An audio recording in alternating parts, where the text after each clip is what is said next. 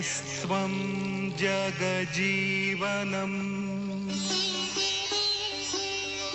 प्रभपतिनितप्रतिवन्दनम्। नमः संस्कृताय मित्रों, कैसे हैं आप लोग। आज हम लोग आपके सामने अपनी बहुप्रतीक्षित जो एक प्रश्न और उत्तर अनेक वाली श्रृंखला है उसको लेकर के उपस्थित हो चुके हैं।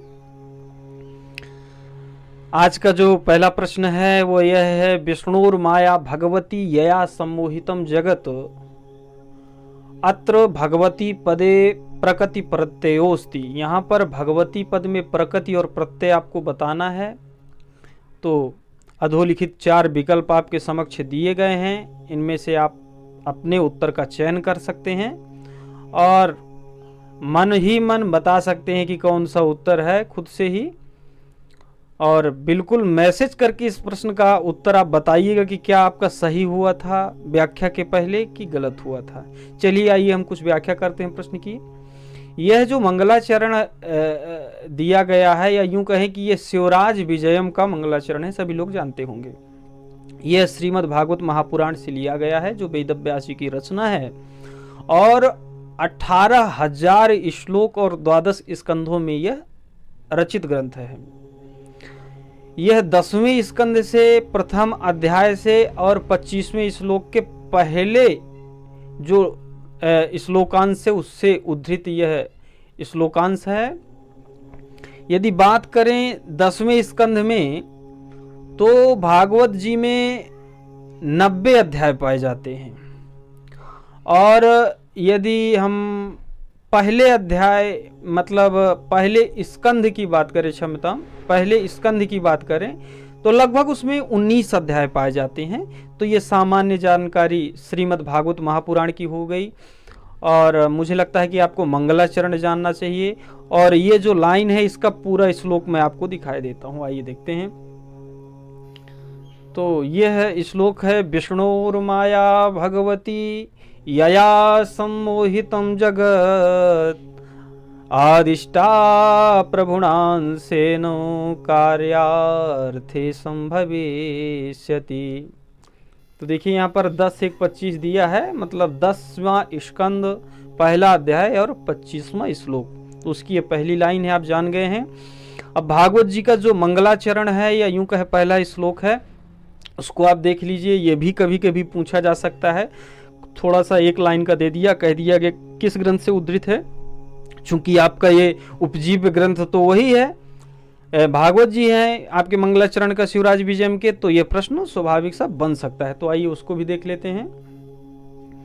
तो यह श्लोक आपके समक्ष आ गया है। चलिए, बड़ा अच्छा श्लोक है, इसका हम गायन भी कर देते हैं। जन्माद्यस्य यतोऽन्वयादितरतः चार्थे स्वबीजः स्वराट् तेने ब्रह्म हृदय आदि कवये मुह्यन्ति सूरयः तेजो वारिमृदां यथा विनिमयो यत्र त्रिसर्गो मृषा धाम्ना स्वेन सदा निरास्तकुहकं सत्यं परं धीमहि। तो यह मंगलाचरण श्रीमद् भागवत महापुराण में महर्षि वेदव्यास करते हैं, तो ये आपका मंगलाचरण हो गया। अब आइए चलते हैं हम अपने मूल प्रश्न पर, जो आज का हमारा मूल प्रश्न था। यह तो ग्रंथ की चर्चा हो गई। अब यहाँ पर भगवती पद में प्रत्यय बताना है, तो किस प्रत्यय का प्रयोग हुआ है तो मैं आपको बता दूं। आपका जो सही विकल्प है तो सा नंबर है। यहाँ पर भंज धातु है, मूल रूप से भंज सेवायाम धातु है और यह धातु भ्वादिगण की धातु है, जिसमें 10 गण हैं। 10 गण में भ्वादिगण जो सबसे बड़ा गण है, 1035 धातु इस गण में पाई जाती हैं। तो इस भ्वादिगण की ये धातु है और उभयपदी धातु है। तो इस जो है भज धातु से घा प्रत्यय करके, इसके बाद मतु प्रत्यय करके, गीप प्रत्यय करके भगवती शब्द बना हुआ है।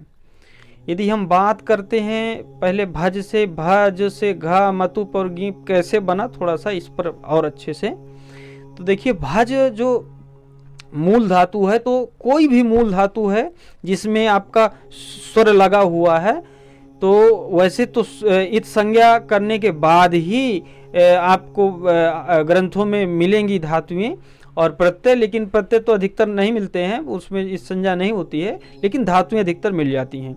तो यहाँ पर इत संज्ञा नहीं हुई है, इसलिए मैंने मूल रूप से रखा हुआ है। तो पहले सर्वप्रथम इसमें आप इत संज्ञा करेंगे, तो भ ये जो है आप ऐसा कर देंगे। एक मिनट मैं आपको दिखाता हूं। यहाँ पर जैसे इत संज्ञा होगी तो आपका जो रूप बनेगा तो ऐसा बन जाएगा, ये भज, ठीक है। तो इस प्रकार से आपका ये रूप रहेगा, भज ये धातु इत संज्ञा करने के बाद। अब इस भज धातु से आपका घा प्रत्यय होगा, ठीक है ना। ये भज सेवायाम, सेवा के अर्थ में धातु प्रयुक्त हुई है, तो घा प्रत्यय होगा। कोई भी प्रत्यय होता है तो किसी न किसी अर्थ में हुआ करता है, तो यहां पर यह करण और अधिकरण अर्थ में होता है घा प्रत्यय। तो घा प्रत्यय हम कर देंगे तो भज घा, ठीक है ना। और घा की आप इत संज्ञा कर लेंगे लसक को तद्धिते से। यहाँ पर कवर का है तो लसक को तद्धिते सूत्र लग जाएगा। यदि आपको इत संज्ञा करने में दिक्कत आ रही है तो मैं इससे डिटेल का एक वीडियो बनाने वाला हूँ संज्ञा से, कि संपूर्ण जो है इत संज्ञा का ही प्रकरण रहेगा और सारी जानकारी आपको सरल से एकदम जो है हाई लेवल की, जीरो से हाई लेवल तक का उसमें रहेगा, तो आप जान पाएंगे बड़ी सरलता के साथ। तो वो बात का विषय है। तो यहाँ पर घा की संज्ञा हो जाएगी तो बचेगा, घा की संज्ञा हो गई और लोप हो गया तस्य लोपा से, तो भज आ। अब घा की संज्ञा हुई है तो जहां पर जैसे का की संज्ञा हुई है तो वहां कित माना जाएगा, गा की संज्ञा गित, घा की संज्ञा तो घित, तो यहां पर यह घित मान लिया जाएगा, ठीक है ना। जब घित मान लिया जाएगा इसको आ को, तो उस आ को घित मानने के बाद यहाँ पर चजोह को घिण यतो ऐसा एक सूत्र मिलता है, तो घित और णित परे जो है चवर को कवर कर देगा। तो जब चवर का तीसरा जा है, तीसरा वर्ण है जा, च छ जा, तो का ख गा तीसरा वर्ण ग हो जाएगा, तो भा ग ऐसा बन जाएगा और आय उससे मिला देंगे तो आपका रूप बनेगा भा भग। तो यह भग जो है प्रातिपदिक कहा जाएगा। तो ये मूल प्रातिपदिक हो गया धातु से। अब आप जान लीजिए कि मूल धातु से सबसे पहले या तो तिंग प्रत्यय जुड़ेगा या तो कृत प्रत्यय जुड़ेगा। तिंग से बनने वाले तिगंत शब्द कहलाते हैं, कृत प्रत्यय जुड़ता है तो कृदंत कहलाते हैं। और इसके बाद फिर तद्धित प्रत्यय लगा करके बहुत सारे प्रातिपदिक और जो है संज्ञा, विशेषण इत्यादि शब्द बनाते हैं। मूल धातु से या तो आप कृत प्रत्यय जोड़ेंगे या तो आप जो है तिंग जोड़ेंगे। ऐसा मतलब धातुओं से केवल दो ही प्रत्यय जुड़ेगा, या तो कृत या तो तिंग, ठीक है ना। तो यहाँ पर देखिए ये जो घा प्रत्यय है ये कृत प्रत्यय है, इसीलिए जुड़ा हुआ है। तो इसमें संशय नहीं होना चाहिए कि तद्धित है कि कृत है। यदि मूल धातु से जो प्रत्यय जुड़ा है तो निश्चित ही वह कृत प्रत्यय है और उससे बनने वाला कृदंत है। तो भाग जो है आपका ये कृदंत शब्द हो गया। और प्रातिपदिक है, भाग का अर्थ है। यदि भाग का अर्थ आप करते हैं तो भाग का अर्थ है, यदि ये जो घा प्रत्यय होता है तो अधिकतर इससे बनने वाले शब्द पुल्लिंग होते हैं, लेकिन कभी कभी नपुंसक लिंग भी बनाता है। जैसे सूर्य, इसका अर्थ हो जाएगा सूर्य। और जो है नपुंसक लिंग की बात करें तो जो है मतलब समृद्धि इत्यादि, ये नपुंसक लिंग में इसका अर्थ हो जाएगा। तो ये जो है घा की बात हो गई। तो भा जो ये आपका तैयार, ये भाग आपका तैयार हो गया। अब भाग प्रातिपदिक से मतु प्रत्यय होगा। ये मतु प्रत्यय तद्धित का प्रत्यय है। जैसा कि मैंने बताया कि कृदंत शब्द के बाद तद्धित आएगा, यह तो ठीक है ना। तो कृदंत शब्द यहां पर है तो कृदंत के बाद आपने तद्धित लगा दिया, तो भाग मतुप, ठीक है ना। अब यहां पर मतुप में जो है जो इत संज्ञक वर्ण या तो धातु में होता है या तो प्रत्यय में होता है, तो पहले इत संज्ञा कर लेते हैं, इसके बाद ही उसका प्रयोग करते हैं। तो यहाँ पर भी इत संज्ञा करेंगे। आप माइंड में बैठा लीजिए, कोई भी धातु है, पूरे व्याकरण शास्त्र की मैं बात कर रहा हूं, इत संज्ञा करने के बाद प्रत्यय का प्रयोग होगा और धातु का प्रयोग होगा, मूल रूप से प्रयोग नहीं करते। ये आपको माइंड में बैठा ही लेना है। तो मतुप की संज्ञा करिए, तो जो है मतुप में तू में जो है उकार है, ये यहाँ अनुनासिक है, यहाँ पर मतुप, यहाँ पर जैसे भाजम है तो यहाँ पर मतुप है, ठीक है ना। तो अनुनासिक अच मान करके उपदेशे अनुनासिक इत संज्ञा हो जाएगी, पाकी भी हलंतिम से इत संज्ञा हो जाएगी, तो बनेगा आपका मत, ठीक है ना। तो भाज मत, ठीक है ना, भाग मत, ठीक है ना, तो ऐसा रूप बनेगा। तो यहां पर भागमत से फिर भगवत हो जाता है और मतुप के बाद वत मत होता है। अब उस पर ज्यादा चर्चा नहीं करेंगे, नहीं विषय काफी ज्यादा फिर लंबा हो जाएगा। और यहाँ पर गीप प्रत्यय हो जाएगा। तो गीप कैसे होगा, तो गीप यहाँ पर जैसे उगितस्य से गीप हो जाएगा, क्योंकि यहाँ पर आप देखिए कि उक है, उक कैसे है, उक मतलब उक प्रत्याहार है, उ ई ना आ उ री ली, तो उ री ली। तो यहाँ पर आप देखते हैं उक प्रत्याहार में उ आता है कि नहीं आता है, आ ई उ री री क, ठीक है ना। तो उ आ रहा है, पहला ही वर्ण आपका उ मिल रहा है, क्योंकि मतुप में जो उ है तो उसकी संज्ञा हुई है, तो आपको उ इत मिल गया। जब उ इत मिल गया तो उगितव्च सूत्र यहाँ पर लग जाएगा।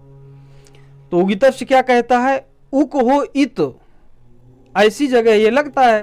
तो यहाँ उक आपको इत दिख रहा है, तो जब उक इत दिख रहा है, उक इत संज्ञा हुई है और लोप हुआ है, तो उगितव्च सूत्र से यहाँ पर गीप हो जाएगा। तो जब गीप हो जाएगा तो आपका भागवती ऐसा रूप बन जाएगा।